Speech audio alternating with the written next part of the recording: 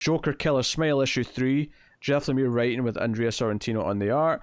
In this story, we have this Ben, the therapist, who the big twist last issue is that he is actually his family, who we thought were still with him. He's been hallucinating and he's been going crazy treating the Joker. It's kind of a different take on like the Harley, making Harley crazy story.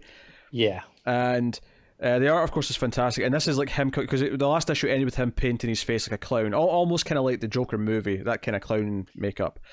Yeah. And he comes into Arkham, he hits one of the guards, and he comes into the Joker, and the Joker's like, no, I'll always be there for you. They left you, but you're with me now. And he breaks down, and there's a full page of it just on a white background of him like just weeping in Joker's arms. It's gorgeous. And a lot of the narration, because we have dialogue, but a lot of the narration is still in the form of that the children's book. Yeah, Mr. Smiles. Yeah, because later on when Batman shows up, he's Mr. Pouts. Yeah. But he's like, they're going to leave, and what's interesting is he gives him a bit of paper and says, this is where they are, this is where your wife and son are. And he's like, oh shit, like, and I got really worried. I'm like, how dark is the end of this book going to be? Like, this might actually go full, like, tragedy where he kills his family or something. Like, I almost believed. But I want to talk about my favorite panel, because the lights go out, right? And it's like, there's the sirens blaring, right? Red alert, something's going on. And we see, like, Joker's like, oh, smiling. He's like, we're going to open all the doors. And we see, like, the SWAT team coming through Arkham. And we hear, the clicking of the shotgun from the guy at the front.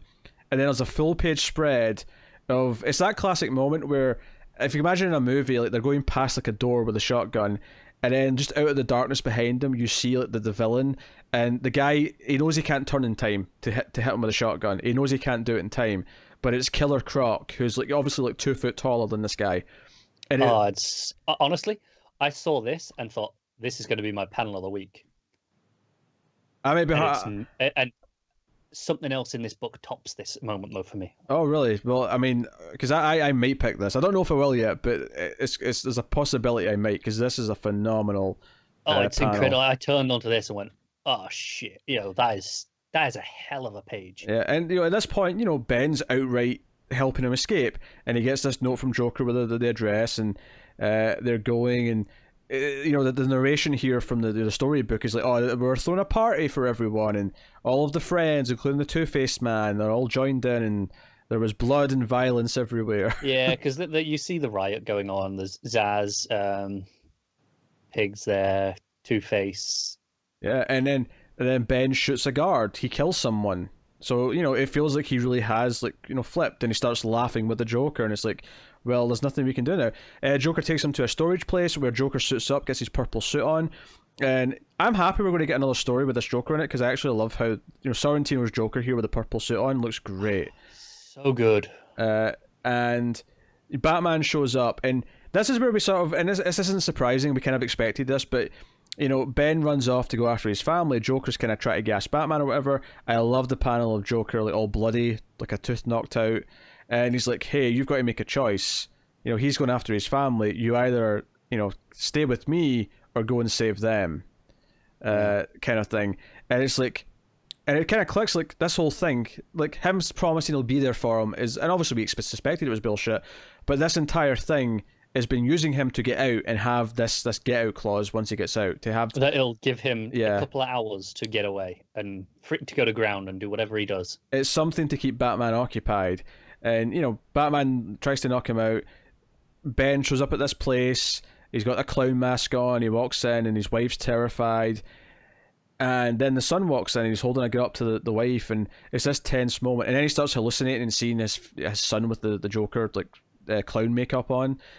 And it's basically an internal struggle where he's like remembering who he is, or is he going to do this? Is he going to let the Joker win?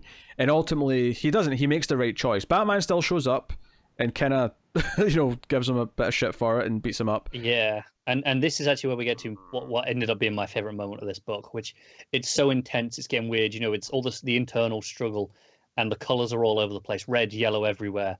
And then he's drowning in blood because he doesn't know what to do in this metaphorical thing.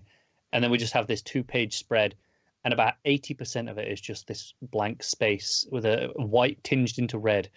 and just him kneeling on the floor in it, and it's just this fantastic, incredible moment as you turn to it. He's just in a void, is how I'd describe it.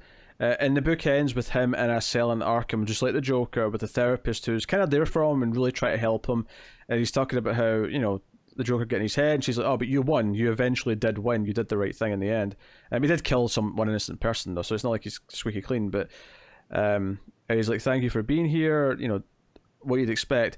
And the final page is just this little girl, lets go of her balloon by accident, but a hand grabs it, and it's the Joker with like a hat on, and it just ends, kind of there. We've got a little story time thing. Yeah, because there's a little bit that here that says, Joker's a disease. He goes out there and he spreads what he is, this chaos, and and this final bit of the story is, Mr. Smiles was free to spread joy and mirth. Yeah, and they all lived happily ever after, and it's kind of like, oh shit. So it's still kind of dark. Yeah, I'm actually really happy we're getting a follow-up to that, even if it's just one issue, just of Batman going after Joker, to give us kind of the happy ending, I suppose. Kind of, yeah. To give us Batman getting him, just because it'll make us feel better.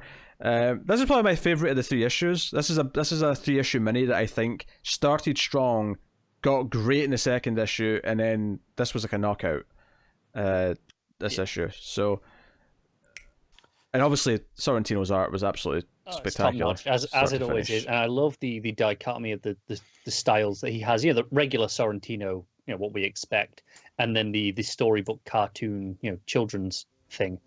But it still matches this color scheme with all the purples and greens in it, and it's so good. Yeah.